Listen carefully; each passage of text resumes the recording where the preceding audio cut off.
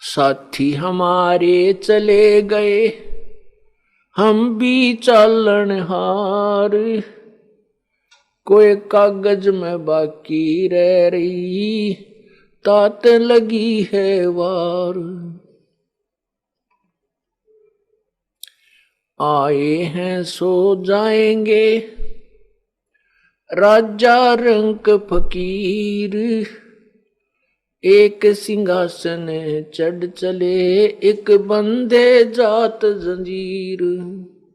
राम रटत कन्या भली, साकट भला न पूत, भाई जैसे छेरी के गल गल थना, जिसमें दूध नामूत। राम रटत दारिद्र भलो, टूटी घर की छान, वो सुंदर महल किस काम के, जहां भक्ति नहीं भगवान।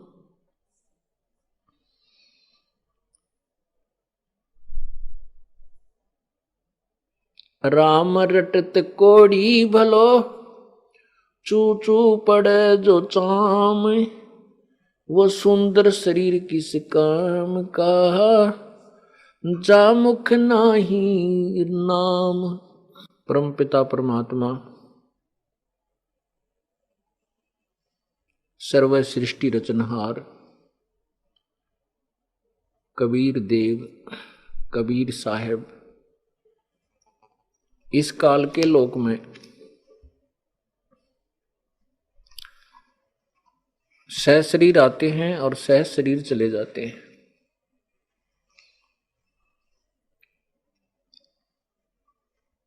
वो परमात्मा कुछ समय के लिए यहां रहते हैं और एक जन साधारण की भूमिका करते हैं। जब वो परमात्मा यहां आते हैं, वो तत्व ज्ञान का प्रचार करते हैं, परंतु हम तत्व ज्ञानहीन होने के कारण और उस अज्ञान को तत्व ज्ञान समझकर न तो हम परमात्मा के तत्व ज्ञान को स्वीकार करते हैं और न ही परमात्मा को पहचान पाते हैं। कारण क्या होता है? कारण ये होता है कि उस समय शास्त्र ज्ञान से वंचित और शास्त्रों का ही प्रमाण बताकर सभी गुरुजन शास्त्र विरुद्ध ज्ञान बता रहे होते हैं और हम उनके द्वारा बताए गए उस लोक वेद को, उस दंत कथा को शास्त्रों में वर्णित ज्ञान मानकर हम स्वीकार कर चुके होते हैं। वो परमात्मा जब आते हैं और वो कहते हैं कि जो ज्ञान तुम्हें बताया गया है ये शास्त्र के विरुद्ध है, यथार्थ कहा यथार्थ ज्ञान ये है जो मैं तुम्हें बता रहा हूं। लेकिन हम अर्थात मानव समाज उस परमात्मा के उस तत्व ज्ञान पर विश्वास नहीं करता। क्यों नहीं करता? क्योंकि सभी सदग्रंथ जैसे पवित्र चारों वेद, पवित्र श्रीमद् भगवत गीता जी, पवित्र 18 पुराण और भी जिन शास्त्रों को हम प्रमाणित मानते हैं, वे सभी संस्कृत भाषा के अंदर लिपिबद्ध होते हैं। परमात्मा अपने साधारण भाषा में, सिंपल लैंग्वेज में, उन्हीं शास्त्रों में छुपे गूढ़ रहस्य को अपनी कबीर वाणी के द्वारा, कबीर गिरह के द्वारा, अमृतवाणी के द्वारा, लोकोक्तियों की अर्थात पद्य भाग की शकल में, पद्य भाग के रूप में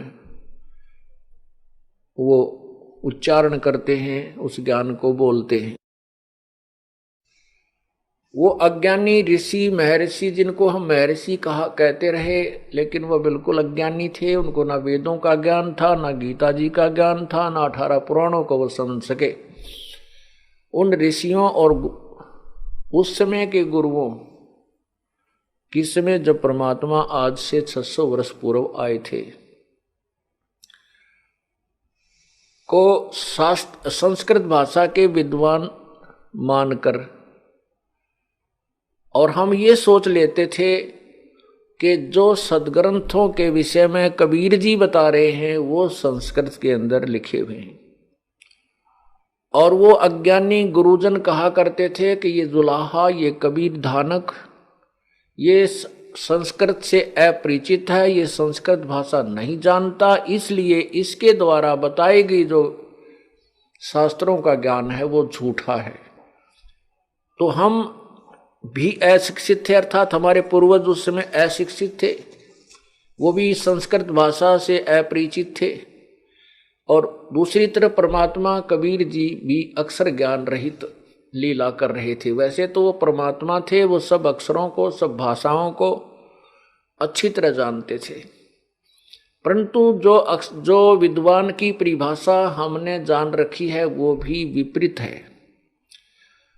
यजुर्वेद अध्याय नंबर 40 के मंत्र नंबर 10 व 13 में स्पष्ट किया है कि कोई तो अक्षर ज्ञान युक्त, जिसने थोड़ी सी विद्या अक्षर ज्ञान सीख लिया है, जानता है, उसको हम कोई विद्वान कहता है। और जिसको अक्षर ज्ञान नहीं है उसको हम विद्वान कह देते हैं। लेकिन विद्वान और अविद्वान की परिभाषा भी सत्य यथार्थ रूप में वो तत्वदर्शी संत ही बताएगा। तो पुण्यात्माओं, केवल एक भाषा के जान लेने से विद्वान महर्षि नहीं होते। एक संस्कृत भाषा का जानने वाला पंजाबी भाषा को से अपरिचित है तो उसमें वो अविद्वान है, और यदि वो गुजराती नहीं जानता उसमें अविद्वान है, यदि वो इंग्लिश नहीं जानता है तो उसमें अविद्वान है। तो वो विद्वान नहीं है, केवल एक भाषा से परिचित है। दो से भी हो सकता है लेकिन वो भी विद्वान नहीं है। विद्वान तो पूर्ण परमात्मा है।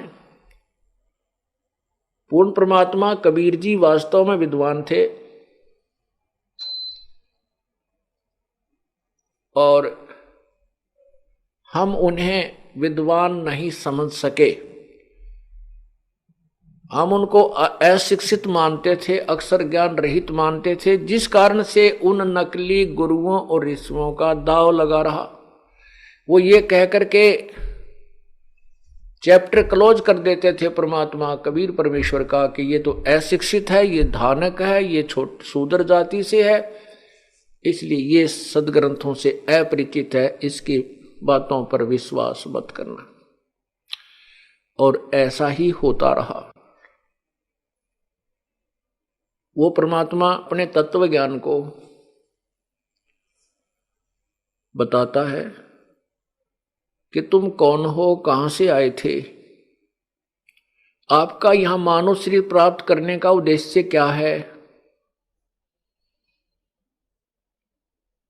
जिससे हम अपरिचित होते हैं। परमात्मा ने 600 वर्ष पूर्व जो अमृतवाणी उच्चारण की थी, लोकोक्तियों के माध्यम से, दोहावली, शब्दावली, इसमें इसको पद्य भाग बोलते हैं। तो इन पदों में, इन दोहों में, श्लोकों में परमात्मा ने वही अमृत ज्ञान भरा हुआ है जो अपने सदग्रंथों में संस्कृत भाषा में विद्यमान है। अब उस परमात्मा ने जो बताया था 600 वर्ष पहले, आज सदग्रंथों में हम उनको देख रहे हैं कि वो सत्य है। और जो लोकवेद, जो तत्व, जो दंत कथा वो ऋषि जन, गुरु जी हमें सुनाया करते थे, वो सदग्रंथों के विरुद्ध थी। इससे दो बातें सिद्ध हो गई हैं कि एक तो कबीर परमात्मा, कबीर जी जो हैं वो परमात्मा हैं, सारी सृष्टि के रचनहार हैं, और वास्तव में विद्वान सर्वज्ञ वही परमेश्वर कबीर जी ही हैं। जिनको हम गुरु मानते थे, गुरु का अर्थ होता है जो हमें मार्गदर्शन करे, हमें जो है ज्ञान समझाए, सच्चा ज्ञान दे, वो सदगुरु होता है। वैसे तो गुरु ही बहुत होता है, गुरु शब्द बहुत है। गुरु ही शब्द उसके लिए बोला जाता है जो अपने विषय में मास्टर होता है, अपने कार्य में जो कुशल होता है उसको गुरु बोलते हैं, और वो फिर दूसरों को बताता है वही यथार्थ ज्ञान, यथार्थ क्रिया, तो वो गुरु होता है। सतगुरु इसलिए कहना पड़ा क्योंकि झूठे गुरुओं की गिनती नहीं, इसलिए सतगुरु शब्द लगाना पड़ा।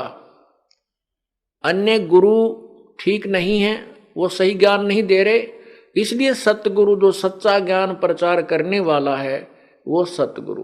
तो वो सतगुरु भी कबीर परमेश्वर है और गुरु भी वही है। गुरु कहो चाहे सतगुरु कहो, क्योंकि गुरु वही होता है वास्तव में जो सही ज्ञान मार्गदर्शन करे और अपने विषय में मास्टर हो।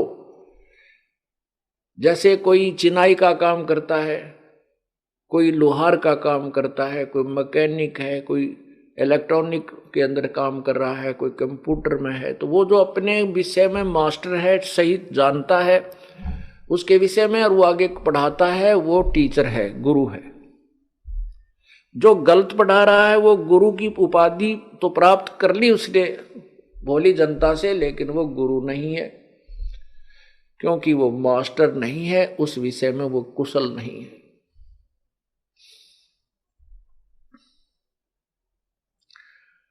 परमात्मा ने 600 वर्ष पूर्व बताया था